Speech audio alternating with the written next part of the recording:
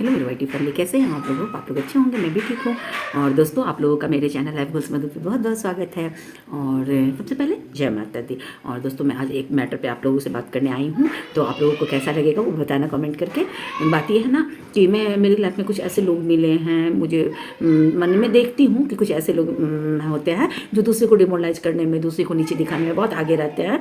खुद की कमियाँ देखते नहीं, लेकिन दूसरों की कमियाँ खुद मतलब बताने में ये होते हैं। नहीं बताना चाहिए कि, और अगर उसे आप कुछ कहिएगा ना, कभी समझाने की कोशिश कीजिएगा कि ऐसे नहीं बोलना चाहिए, तो बोलेंगे कि नहीं, मुझे तो सच बोलना, मुंह पे सच बोलना अच्छा, मतलब मैं तो जो बोलती हूँ मुंह पे बोलती हूँ, सच बोलती हूँ। तो ठीक है, सच बोलना चाहिए, लेकिन अगर किसी को बुरा लगे तो वो सच नहीं बोलना चाहिए।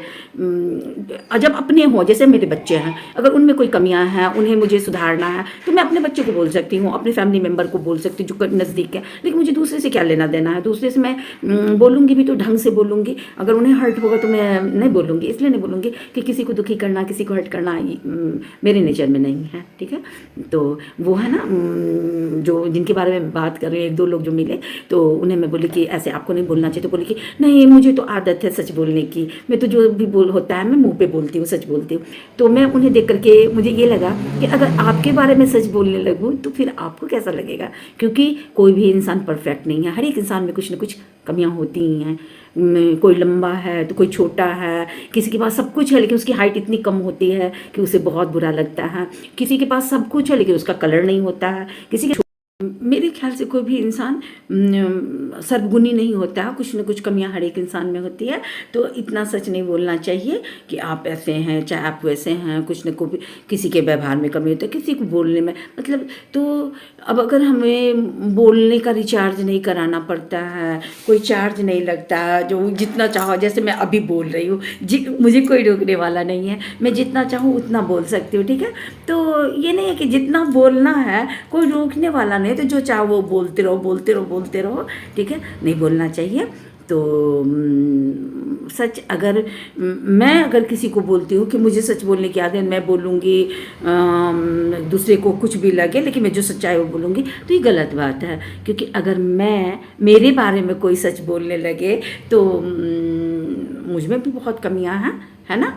तो सोच समझ के बोलना चाहिए। तो उसी पे मैं जब और जानते हैं, बच्चे जो हैं ना वो बहुत कुछ अपने पेरेंट्स से ही सीखते हैं, खास करके अपनी मम्मी से सीखते हैं। ठीक है, तो सच बोलना सही है, हमेशा सच बोलना चाहिए, झूठ नहीं बोलना चाहिए।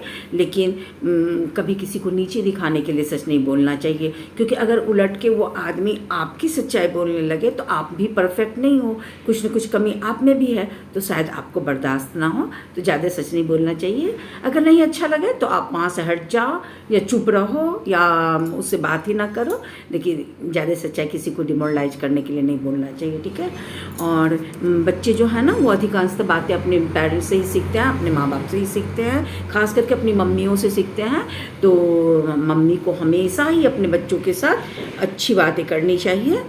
ठीक है, और बच्चे जो है ना वो अधिकांशतः बातें जो हैं घर में ही सीखते हैं, अपने पेरेंट्स से ही सीखते हैं, और ज़्यादातर जो होता है ना वो अपनी मम्मी से, क्योंकि बच्चे ज़्यादा जुड़े होते हैं अपनी मम्मी से। ठीक है, तो मम्मी को कभी भी अपने बच्चों के सामने में झूठ नहीं बोलना चाहिए, और कोई भी किसी पड़ोसी का शिकायत नहीं करना चाहिए, किसी के बारे में कोई इधर उधर की बातें नहीं करनी चाहिए। और क्योंकि बच्चे पे गलत प्रभाव पड़ता है, बच्चे वही सीखते हैं जो अपने मम्मी को देखते हैं या पापा को देखते हैं। तो हमेशा अपने बच्चों के पास अच्छे से रहना चाहिए।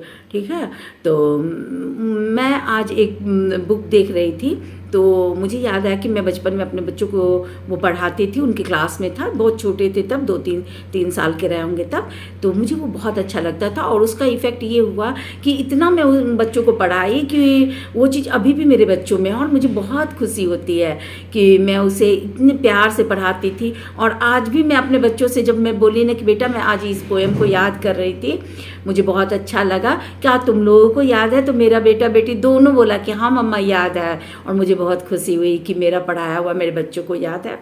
तो और वैसे ही सुनाया जैसे मैं बचपन में उन्हें पढ़ाती थी ना, तो वैसे ही उन्होंने मुझे सुनाया, तो मैं बहुत खुश हुई कि चलो फॉलो किए। तो इसीलिए हमेशा अपने बच्चों से अच्छी अच्छी बातें करनी चाहिए, अच्छी बातें सिखाना चाहिए।